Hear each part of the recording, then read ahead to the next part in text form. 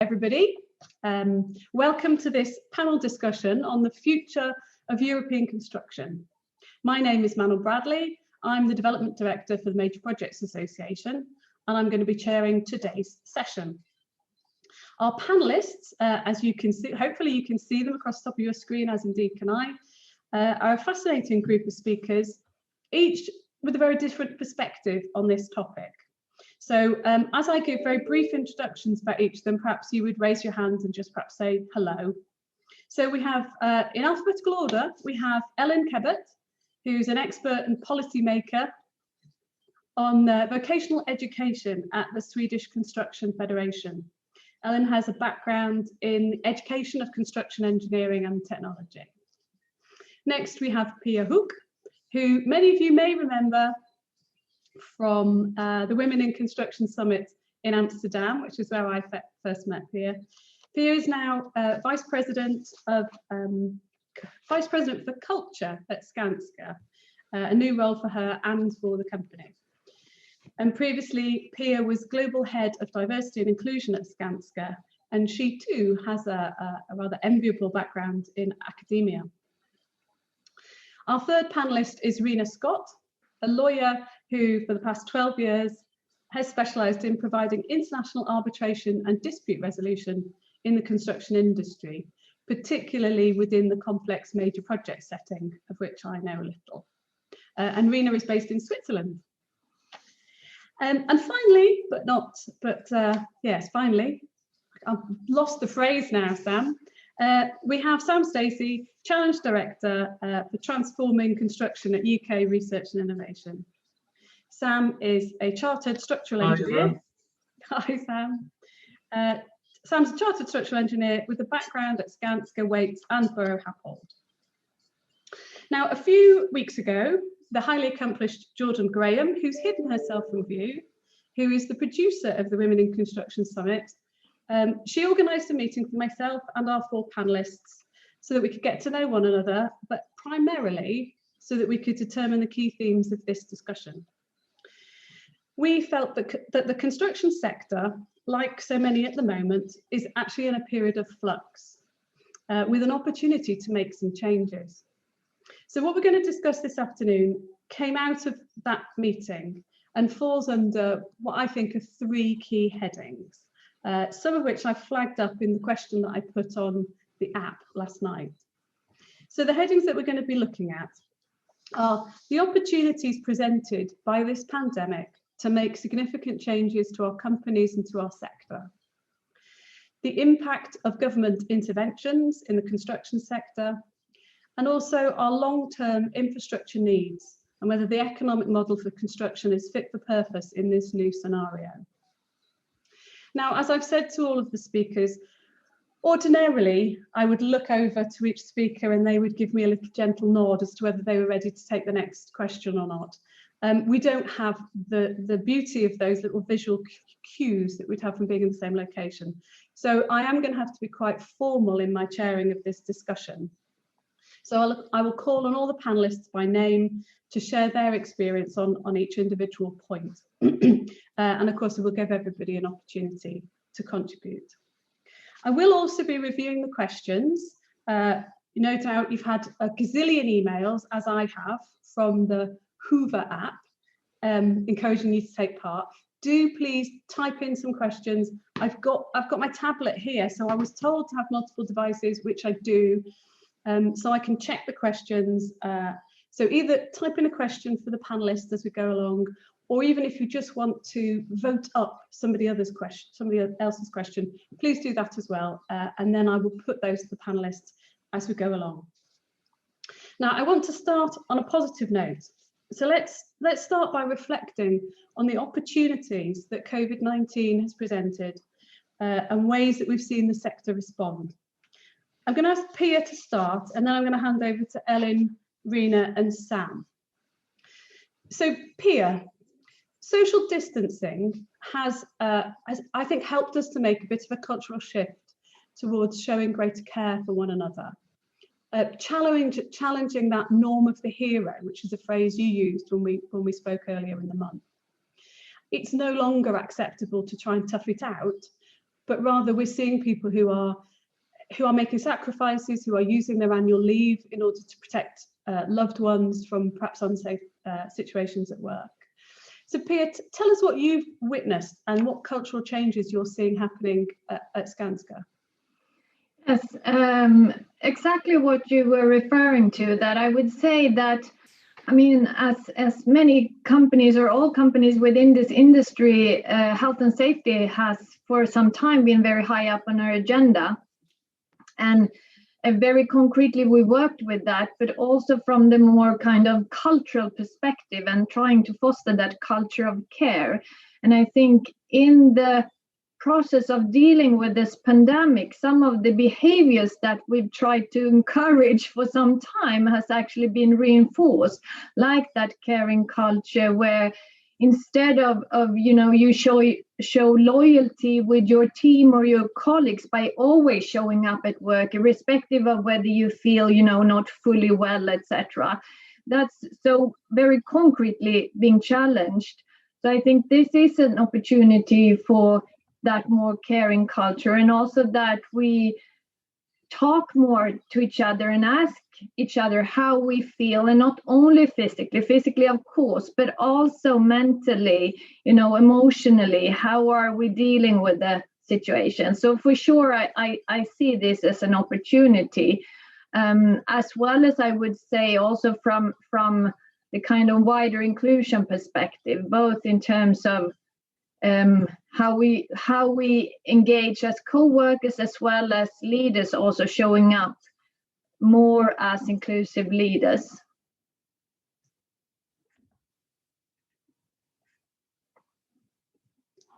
Apologies, I muted myself. Yeah, thanks for sharing. Don't switch yourself off. Ellen, would you like to come in on that point? You had some really interesting things to say when we discussed it earlier in the month. Yeah, I agree. We're seeing lots of changes, and it's very important that we're seeing our Prime Minister talking about a different attitude towards taking initiatives, taking care of each other and co-workers, and staying home when you're sick and so forth. But we're also seeing a big impact on our education system that has overnight had to change from physically being in a classroom to being in a digital classroom. Our digitalization has been pushed forward 10 years in over 6 months. It's quite very interesting to see this development and how quickly how many can adjust when we have to. I think that's very interesting. That's one thing.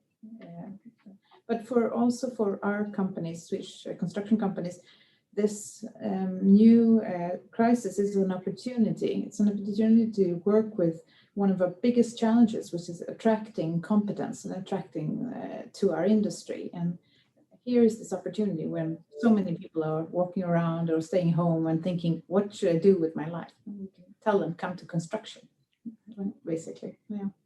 Yeah, absolutely. Unfortunately, other sectors, commercial airlines, hospitality industry, which were previously considered safe spaces for a career, are now no longer in existence, and suddenly construction as a sector is seen as a permanent sector, somewhere where there's always going to be a job. Yeah, and that's really important when we're trying to attract young people to our industry, to show that construction and infrastructure projects will be here in 20 years' time. It's much more durable than we would think. Absolutely. Now, Sam, I'm going to bring you in a minute, particularly on the digitization point. But Rina, what have you seen from a broader international perspective? Yes. So unfortunately for me, COVID, this post-COVID era hasn't slowed down anything, but it's good in a sense for the construction industry in general, what I've seen in a few ways. We've seen, at least from my perspective, a very human side of the construction industry emerge with the pandemic. And I'll give one concrete example of what I'm noticing. So in March, all of a sudden clients started getting claim letters from all of their contractors. We have to social distance. Our suppliers can't get their supplies through the borders. Our manpower is down. We have, 20 COVID cases, letters coming in on one particular project, we were receiving, let's say 30, 40 letters a day that were then coming to my office. Now, in a non-COVID situation, the typical response would be, you know, show us the critical path, show us your procurement plans, show us that you were on time before this event happened, because these were all letters in the nature of force majeure event. This is a big word in this period. But with the pandemic, that's not the only conversation that's been, you know, in the executive rooms. Now there's been the question of, do we let these workers proceed, okay, using, you know, implementing the government regulations, distancing, maybe having less manpower, maybe having a slower, you know, progression of the works, or do we suspend the projects and send these people home? But then the conversation evolved. Well, if we suspend the project, what are these people going to do for work? You know, these people would like to continue working. They don't want to go home. So all of a sudden, these social issues, these rights to work, but also rights to, you know, human rights to safety at work, were all of a sudden front and center in the C-suite. And this is one of the first times, you know, I've seen these types of very human conversations about worker safety and workers' right to work at the same time. And on a lot of the projects I've seen, you know, they erred on the side of not suspending the works because they recognize that these people are feeding whole families off of these projects. So let's keep them on site, but let's really make sure that we're implementing the governmental regulations that are coming out. So this has been my biggest observation, that people are paying attention to people, not just those in the offices, but those on site, which has been, it's been nice to see. That is nice to see. It's nice to hear that those concerns are making it to the C-suite, absolutely. Sam, you have a good overview of what's going on across the UK. What are you seeing? And somebody did mention earlier digitisation and modern delivery methods. Is that having an impact? Is that being sped up? Yes, I think it is. I think it is being sped up. I mean, I've been running a program now for 2 years to transform the construction industry, with a lot of support from government, with a lot of interaction with government. But now with the pandemic, we're seeing a lot of feedback that says where we're already using these modern methods of construction, the disruption from COVID is a lot less. Mm-hmm. And there's a sense that the industry is really coming together to collaborate on what really matters. A great culture of support across the industry, and so many people have commented on this. You know, we know that, we're being recognized as an absolutely crucial industry. We're being recognized as an industry which is essential to support. The Construction Leadership Council, working closely with government, has got this, what we call the Roadmap to Recovery, which is involving restarting construction sites, which has gone really well, actually. You know, the actual levels of activity have bounced back amazingly well in the COVID era. Then there's a reset phase, which is essentially giving the industry confidence in the pipeline of procurement, particularly from the public sector, in terms of jobs. So people know that there are jobs to go to. And then a boost for this reinvention of the industry, where we're applying modern methods of construction, where we're using digital techniques, where a lot more is happening in a factory environment, and where greater consideration is being given to the whole life value and performance of the built assets, including very much the environmental performance. So I think there's been a silver lining to the situation. And, you know, from my perspective, I'm very pleased to see that. Yeah, that's great. Thank you, Sam. That's really interesting to hear, and it might be useful for us to share the Construction Leadership Council reports. I'm flagging that up for Jordan, because I know they're public documents. I'm sure there'll be lots of people on this call who'd be interested to know what Construction Leadership Council are up to in terms of supporting the industry. You talked about silver linings. I think that's a really good phrase to use in terms of COVID. It's obviously been a hugely detrimental situation, but there have been those silver linings.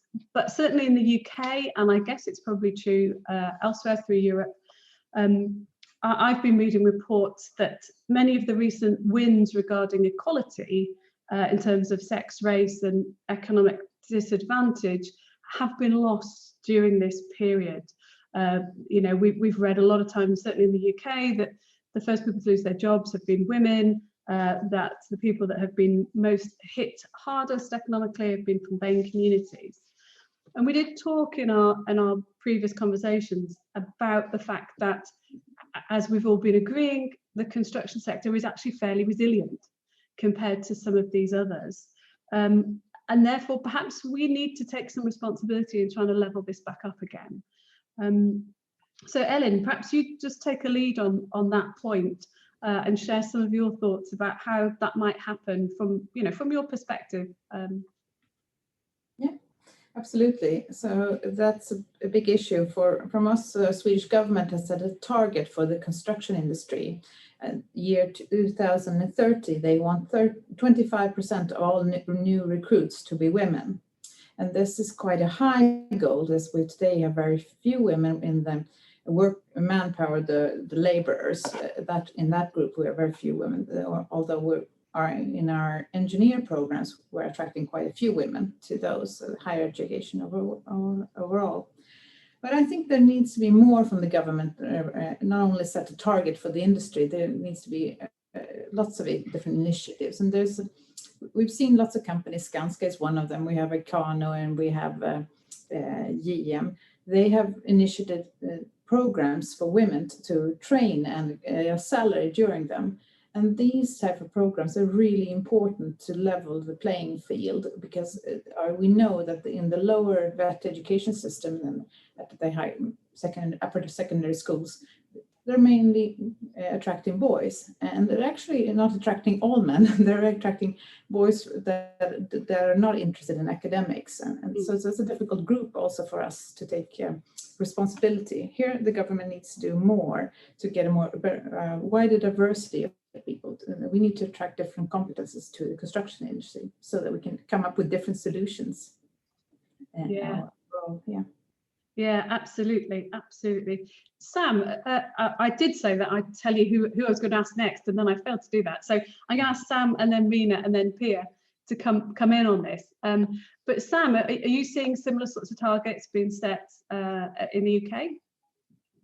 I don't think we're seeing targets as such for diversity, but what we are definitely seeing is that with the new methods that we're encouraging, we are naturally more inclusive. We know we've got a skills challenge in terms of construction in the UK, and I think that's widespread. I think that the new approaches to working in construction, where we're doing less work on site, more work in factory environments, and a greater concentration on the upfront thinking around digital modeling of buildings and so forth. I think that is conducive to a more inclusive workforce, which is absolutely what we need. I saw at Skanska, when I was at Skanska, which I left 2 years ago, that a lot of these approaches that we're recommending were already being tried and piloted at Skanska. So, I think that I've seen it on the ground working well. It'd be interesting to hear from Pia in terms of how she feels that's going. I mean, a particular example is the BoKlok off-site manufacturing of homes that Skanska's engaged in, both in the Nordics and now in the UK, and whether that represents a genuinely conducive environment to inclusivity, because that is, I think, generally the direction we're headed in. But be interesting to have an update on how that's working on the ground. Yeah, before I bring Pia into that, because I know she can talk about this forever, because this is her specialist subject on this, isn't it, Pia? Rina, how are you seeing a different image, internationally? Are you seeing an attempt to try and be more of an inclusive sector? So this is a very interesting and challenging question because my perspective comes from an American perspective, but I'm living in Europe and working on a lot of projects in the Middle East, right? So the American challenge is difficult because in the US, we can talk easily, well, maybe not with this administration, but the word, for example, affirmative action is an easy word to use, and companies say, you know, we need quotas. We have to have, you know, we don't have enough women, we've got to get 50%. We don't have enough African Americans, we need to get whatever percent. And so it happens that you can get these numbers, they're measured, tracked, and so you can see progress. In a lot of countries, this is actually illegal, you know, to carry out these types of tracking. You know, there is no tracking, for example, in Switzerland of how many Black Swiss there are or how many, you know, Spanish-speaking Swiss there are, for example. And so it is very difficult to track how much diversity we have in the, for example, Swiss construction industry. But I can analogize the challenge in law firms to what we're seeing, you know, in companies. We have very little diversity in terms of racial diversity in big law firms, okay? And so our clients want diversity, we want diversity. And so what we're doing now to help work on this, and this could also work in the construction industry, we're partnering with clients. So for example, construction company X, and we're saying, what can we do to improve diversity in both the client firm? And so for example, how do we get more in-house construction lawyers who understand engineering, who understand architecture? And one of the solutions we've found is doing very early education intervention in middle schools. So going in, adopting local schools, adopting meaning this is going to be our project, we're going to put X funds, and we're simply going to educate the children on career options that they might not have thought about, you know, had we not shown up. And these schools are strategically placed in areas that are traditionally underserved. And this is legal. This is possible because you're not targeting a particular racial or ethnic minority, but you're targeting an area that's, you know, doesn't have enough funds to get the children where they need to go. And so that's one area that I think the construction industry, because we're seeing governments, you know, partitioning funds for skilling up or, you know, finding ways to move people around. But we can even start at an earlier age and get youngsters interested in our industry who otherwise wouldn't be. So that's my contribution to this very difficult and challenging question of diversity. Brilliant. As a trustee of the Construction Youth Trust, which pretty much does that, it goes into schools and encourages young people who wouldn't otherwise think about construction as a career, particularly those from disadvantaged backgrounds. So it's definitely a positive thing. Yeah. And if anybody in the UK doesn't know about the Construction Youth Trust, please Google it now. We need all your support. It's a fantastic organisation. So Pia, I said I'd come to you to talk about this. I'm also going to encourage people to use the app and to engage and send us some other questions because I've got 2 more sheets of paper, but they will run out quickly. So do please speak. We have a question about Brexit, which we will come to, I promise you. But Pia, talk to us about how the construction sector can perhaps help to level up a little bit.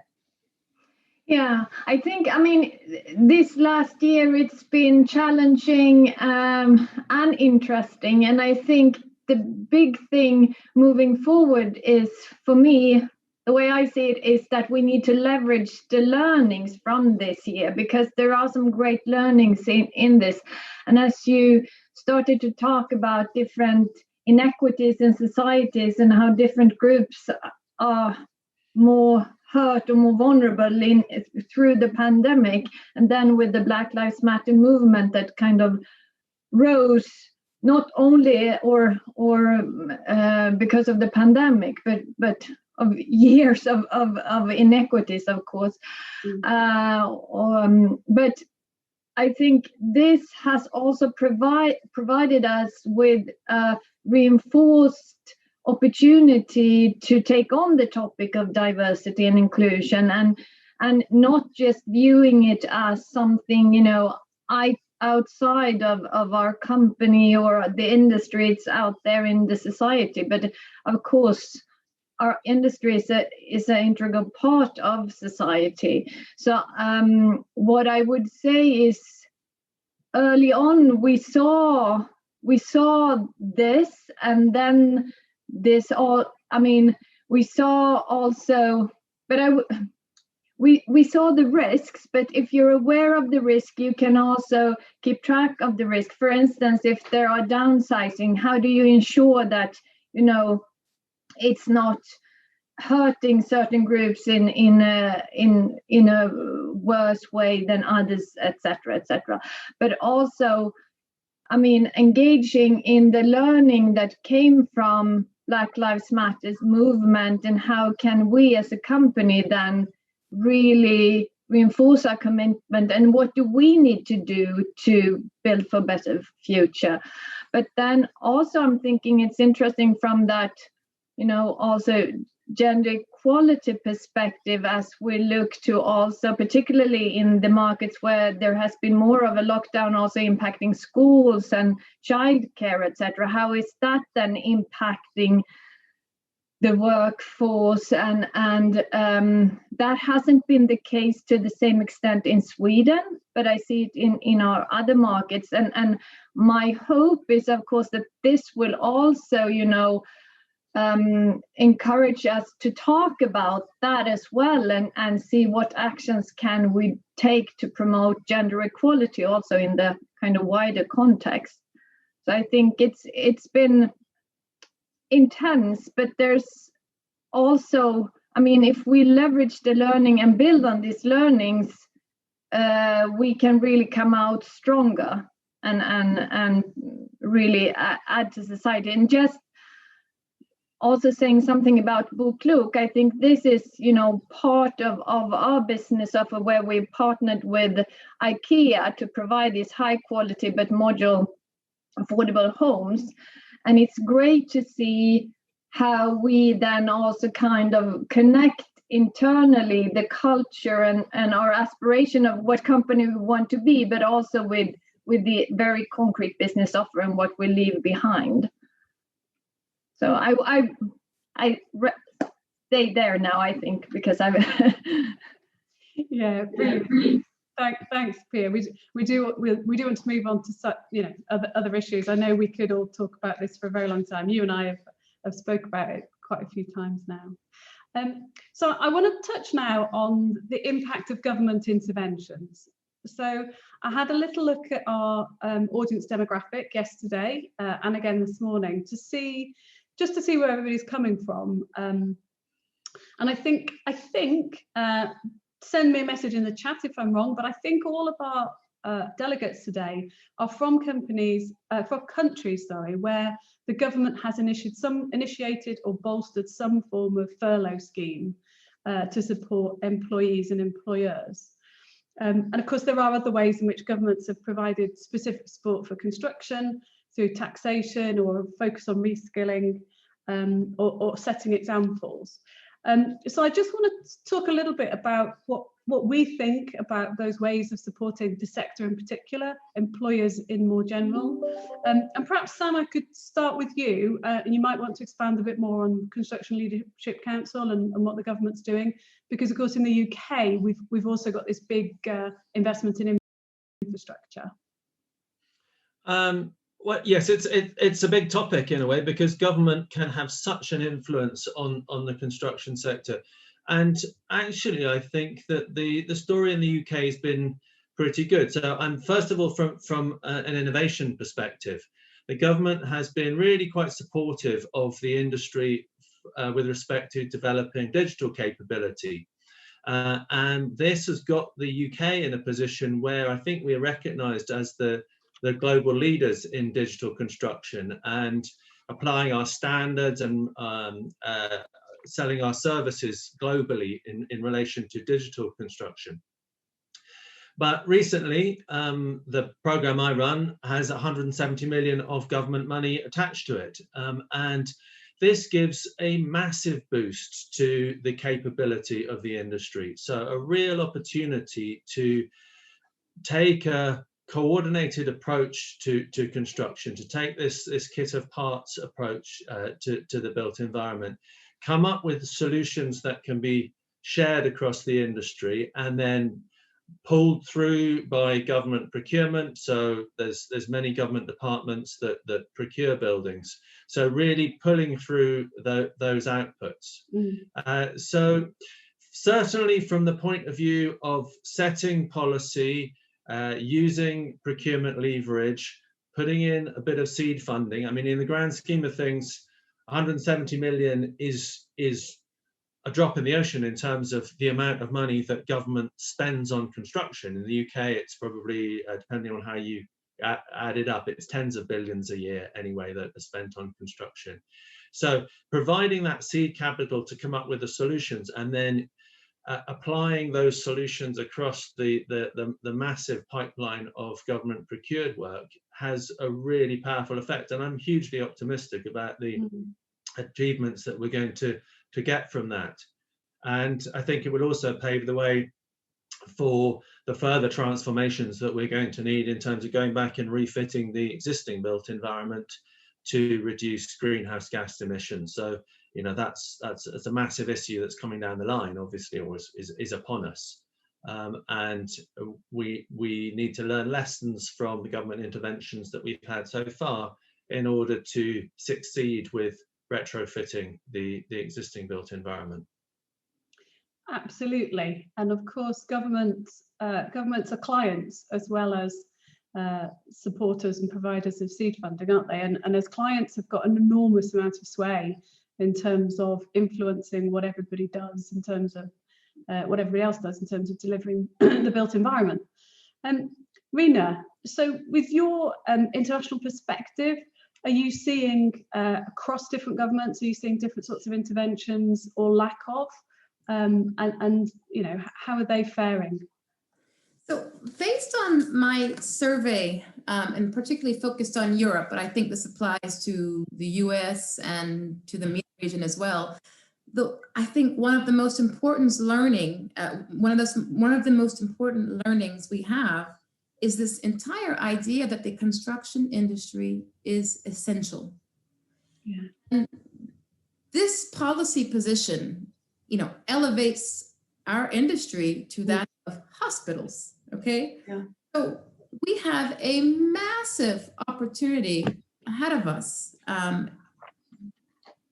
And there are some exceptions. For example, in Italy, construction, you know, projects were suspended except for, let's say, power plant and some infrastructure projects. But in general, the policy position in most European governments has been that construction is essential. So what does that mean for someone like me, lawyer? It means that contracts are contracts, projects will continue, and we simply need to charge ahead, making sure that we implement whatever regulations exist on site.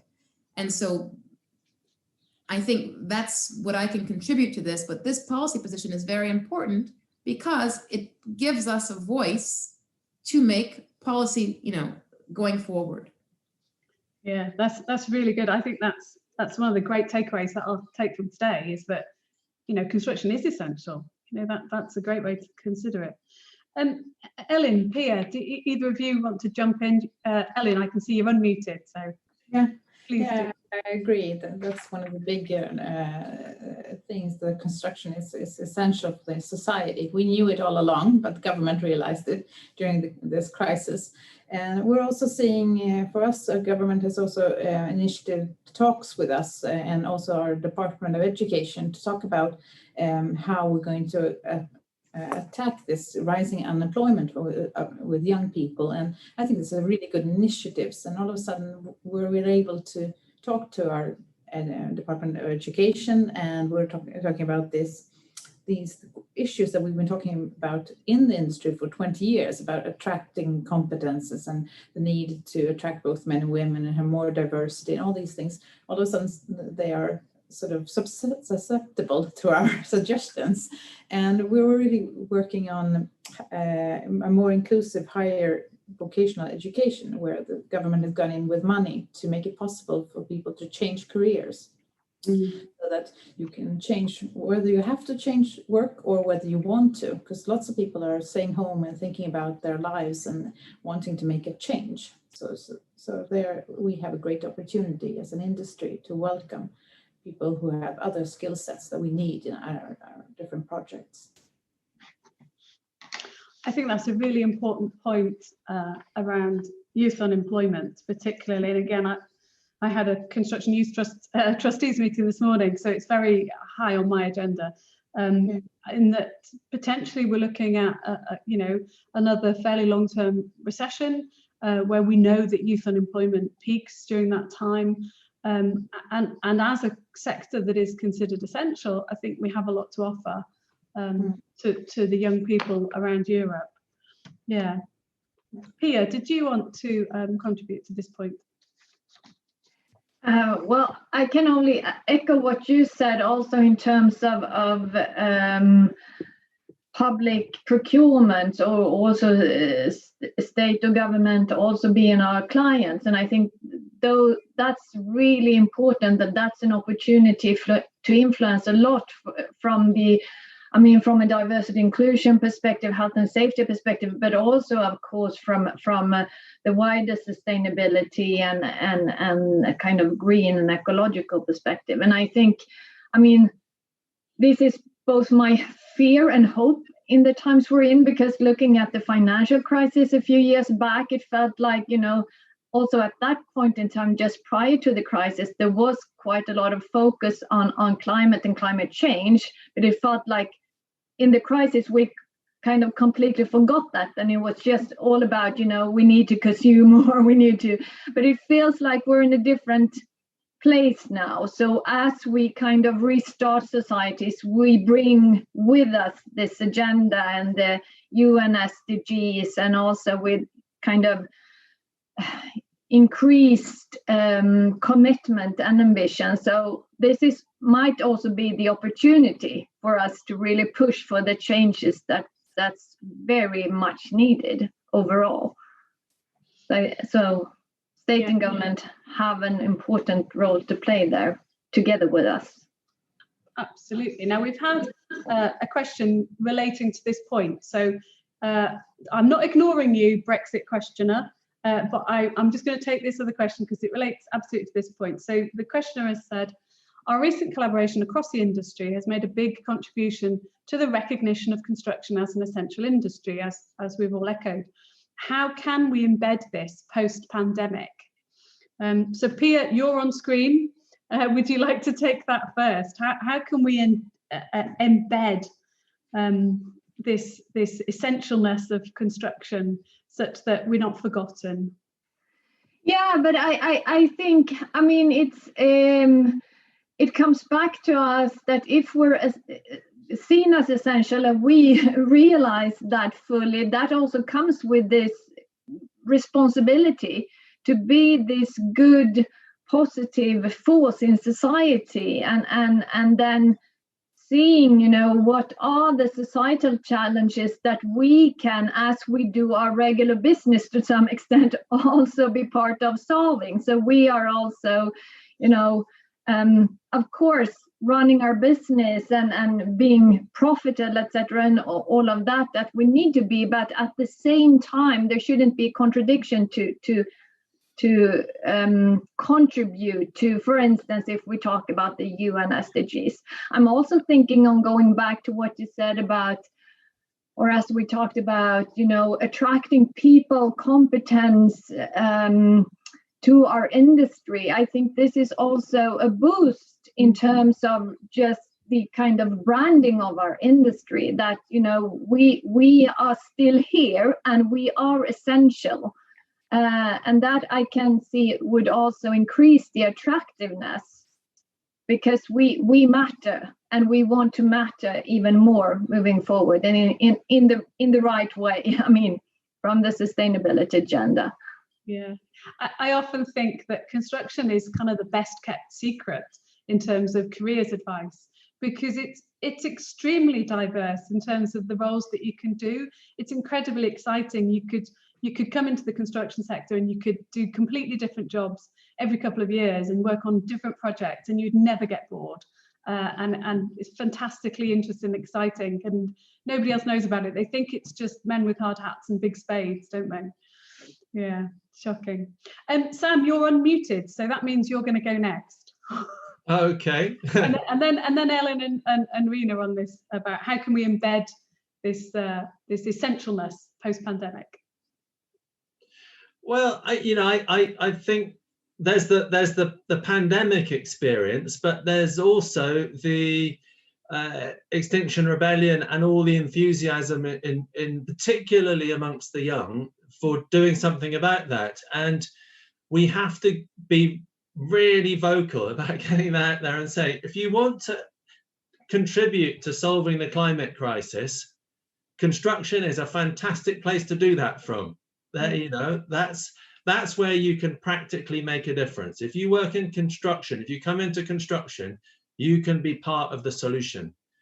So I think that's a terrifically powerful message. I think that the youth in particular has really caught on to the climate and environmental issues, and making that connection for people, and really flagging up the fact that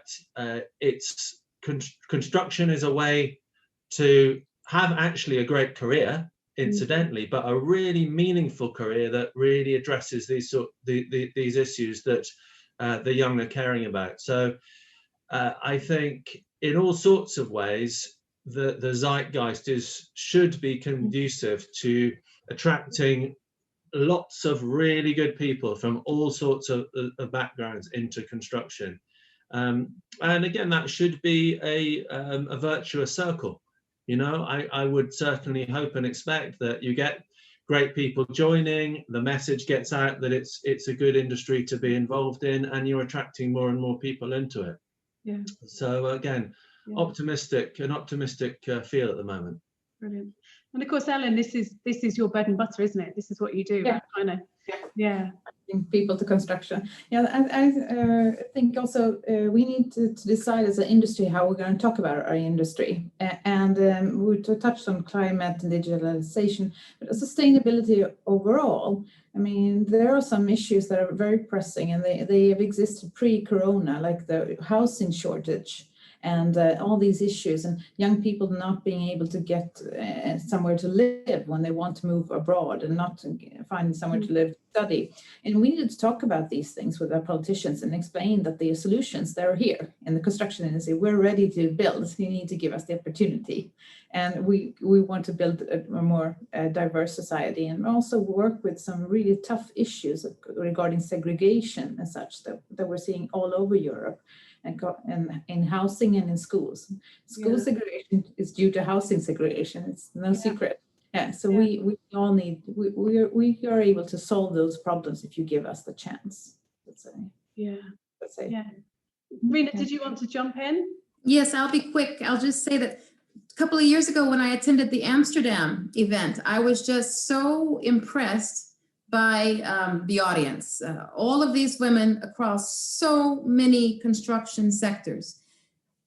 As with anything, making something sexy is probably the best marketing tool there is, and getting the youth involved early. So one idea that comes to my mind is having something like this, what we're doing now, this forum on a very small scale, but linking up with schools and doing a virtual event for people who are beginning to think about their future, and having them be invited to sit and listen to panels of folks working in our industry and seeing the diversity, the depth, the longevity a career in construction could offer. Yeah. Yeah, yeah, no, absolutely right. It is a great sector to work in. Yeah, and that speaks somebody with a psychology degree working in this space. So anyway, if I can do it, anybody can do it. Now, Brexit questioner, your time has come. I think we really need to give this a few minutes to talk upon that. And Sam, I'm giving you fair warning. I'm going to ask you to step in first.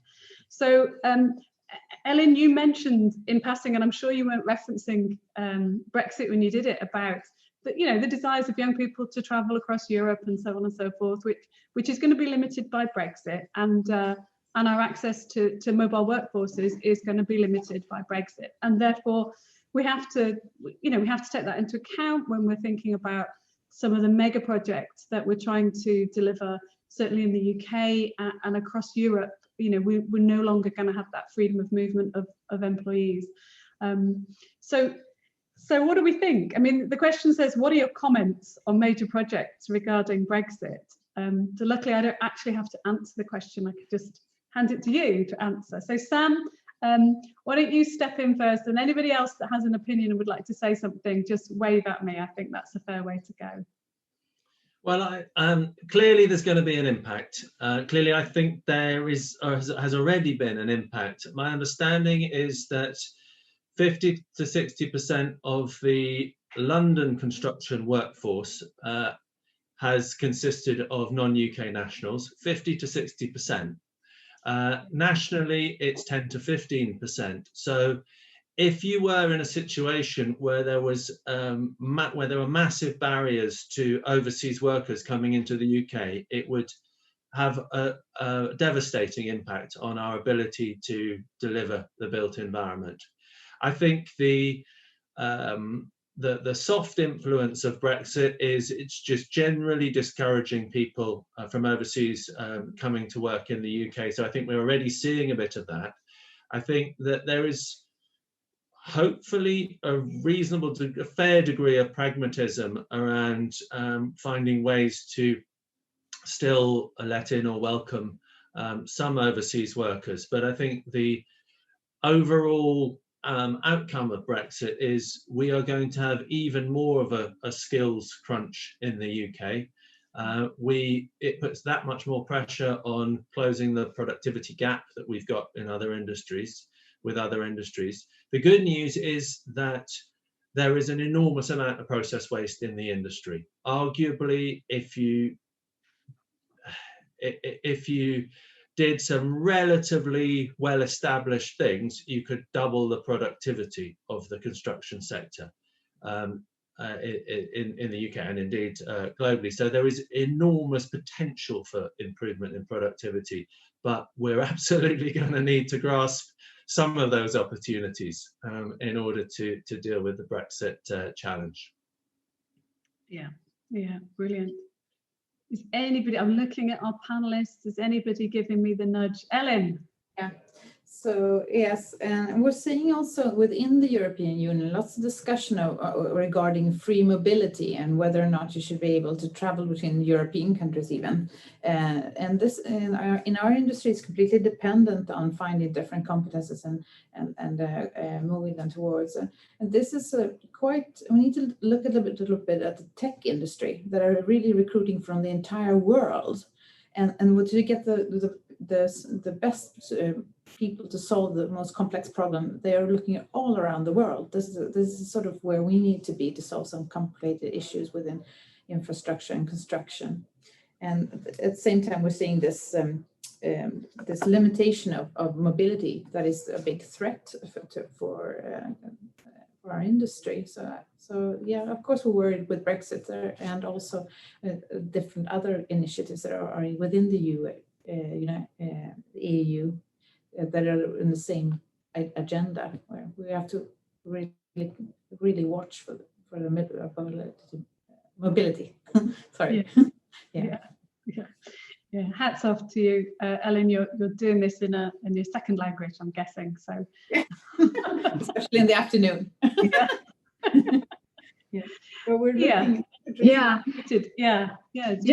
Just adding, I mean, from a Swedish perspective, also looking a bit outside. I mean, impacting our industry, but also looking at this topic a bit wider. I mean, there's been a lot of comments and discussion in Sweden that we're extra sad to see UK leave the EU, because often in any policy matters in EU, it's been like Sweden and UK kind of joined forces and has often had the same kind of idea of way forward, and Sweden for sure won't be as strong to drive this policy suggestions without UK. So it's we're sad on many levels here.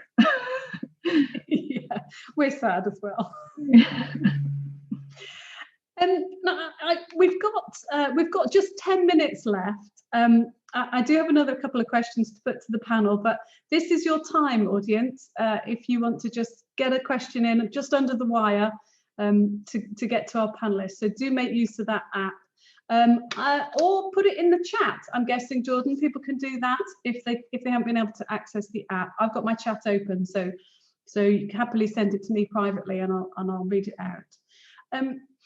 Now, the final issue that we'd flagged up and we talked about collectively a few weeks ago was the issue around our long-term infrastructure needs. And they will be impacted by Brexit as much as by anything else. And how the economic model for construction kind of works in that scenario. So I'm thinking particularly about the way in which the world is already changing. So many people are having to work from home at the moment, but many have indicated that even when we're back out from the other side of this pandemic, that they won't be traveling, they won't be commuting quite as far. Considerably large numbers of people are going to be working from home. And that puts creates different infrastructure needs. That means we need more broadband and fewer trains. So I just invite our panelists. I am going to start with you, Sam, because this is very much in Innovate UK's space. And then I'm going to ask Ellen, Rina and Pia to respond as well in that order. Yes, I think clearly there are going to be different needs in society in the future in terms of infrastructure. COVID has absolutely flagged that up. It creates quite a dilemma for the government, because on the one hand, the government's got to produce confidence and support by publishing pipelines of procurement, and on the other hand, this new level of uncertainty has emerged with regards to our needs. So it's a fine line to it's a fine balance to strike. I think without doubt, we know that there's a lot that needs to be done to the built environment. We again back to the environmental drivers for that, but also in terms of, if you talk about social infrastructure, in terms of the schools and hospitals, there needs to be a lot of work done. So, I think it's a question of going back to the drawing board and working out the sensible assumptions that can be made, and then following through quickly with regards to decisions around what we're going to do. I think there are some principles that are fairly easy to identify. Certain amount less traveling, certain amount less use of office space, greater emphasis on homes and living environments, and certainly greater emphasis on digital broadband infrastructure. So I know there's a lot of rapid work going on this, and I think we'll see that published quite soon. I don't know exactly the dates. Yeah, brilliant. I can't remember who I asked to step in next. I apologise, Ellen. I think I said Ellen, Rina, Pia. I think in that order. Yeah. So we in Sweden we talk about infrastructure debt. There's been so much that needs to be done, and we have had this need to do. There are lots of roads and railways that need to be attended to, and this Corona was an opportunity to use some of these stretches and do something to improve them. But in Sweden, we have this big debt, and this is an opportunity to really deal with these issues, the government to step in and take this opportunity. And also, there's lots of talk about building different kind of offices, and that we in the future don't want to work in the same way as we did before and such. But at the same time, not all jobs are done from home. And we need to have that realization that they still need schools and garbage and all these other issues, different jobs in society. Not everyone works from home, even though the predominant voice in society are those that have jobs that can be done from home. So that we have big things to do there. And we also have big challenges regarding renovations. We need to do a lot with the different housing areas. The need to have better energy and better heating and such issues as well. So we have a lot to do. Brilliant. We have had a question in from the audience, but I'm going to give Rina and Pia a minute each to address the previous question, and then I'll jump in with the next. Okay, I'll speed it through. In terms of work from home infrastructure, I think, obviously our companies are, once we go fully remote, which a lot of companies might do, or, decrease their office space, there's going to be quite a bit of savings for the companies. So we're going to have to get to a point where we say, company, you're saving, but I'm miserable at home. So this is what I'm going to need to work from home comfortably. And I look at myself, I didn't say this during the entire pandemic that I was not comfortable at home. I don't have a screen, I don't have this. And I ended up just walking to the office anyway, because I was too afraid to raise my hand and say, can I have some budget for a docking station, a screen? So fast forward to 2 weeks ago to our partners meeting. This is something now the firm is brainstorming. What budget does each attorney need to work comfortably from home? So this is one of the conversations that companies are going to need to start thinking about. We're saving this amount in our office space. Now let's see if our workers can be comfortable. How much of our savings can we now pass on to folks who can work from home? So that's my thought there. Brilliant. Thank you. Pia. Yeah, and I think, again, it's very interesting times we're in, and trying to understand what the future will look like, because I do think we will, even for those, Elin, that can work from home, as you were pointing out, not everyone does, or probably not even the majority, but I don't think there ever will be a situation where this will be, how we will work all the time. There are different needs, and maybe now more than ever we become aware of, when do we really need to meet, and how do we really optimize those meetings. So I'm thinking office will stay. They might maybe get smaller, I don't know, but maybe we will also reshape what the offices look like, because the individual work where you just want peace and quiet, you can do that maybe at home, but other areas we will use in a different way and really boost that innovation, collaboration, kind of maximize the kind of corporate culture that we want to reinforce with our employees and colleagues. So yeah, just brilliant. a reflection. Thank you, Pia. We have a minute left to go, and I'm guessing that the system will automatically cut us out, so we won't be able to hang about and chat. So I'm going to make sure that we've done all the goodbyes before that happens. I've spoken to the lady that asked the question separately. We're going to deal with that separately. It was a specific question for you, Sam, so I'll pass that on and put you in touch. But I would like to just thank Jordan and the Women in Construction Summit for laying on this fantastic discussion this afternoon, and for laying on a fantastic series of summits over the years, and then this week's one as well. I think you've really stepped up, Jordan, and really done a great job. I'd very much like to thank all of our panelists, of course, Sam, Ellen, Rina and Pia. It's been brilliant having these conversations with you, and perhaps we can just keep this going as a theme and have a little task force to consider features. And thank you very much.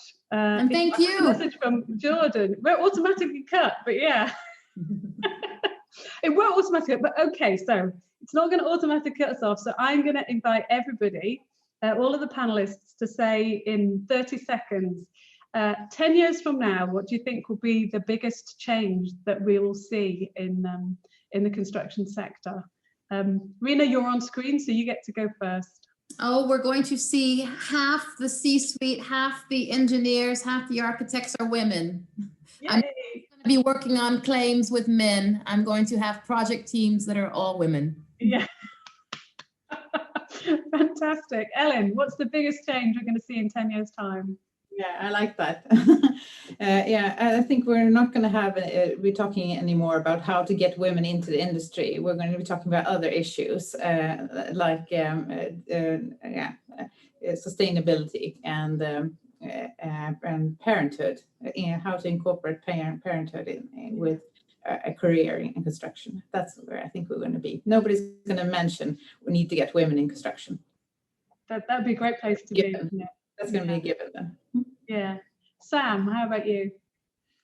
I think we're going to see buildings predominantly made according to kit of parts and all the things that come with that.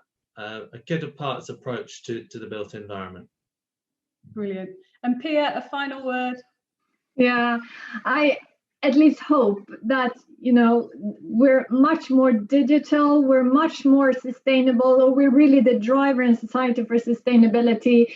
We're really role modeling being truly diverse, truly inclusive, and other industries look at us to see how do they do it. They want to learn from us. That's where we'll be in 10 years. Perfect. That is a great way to finish it. We're going to be setting the example for every other sector on how to be fully sustainable and inclusive. Brilliant. Great final remarks, everybody. Thank you all very much. It's been great fun for me and hopefully great fun for all of our audience. Thank you. Cheerio.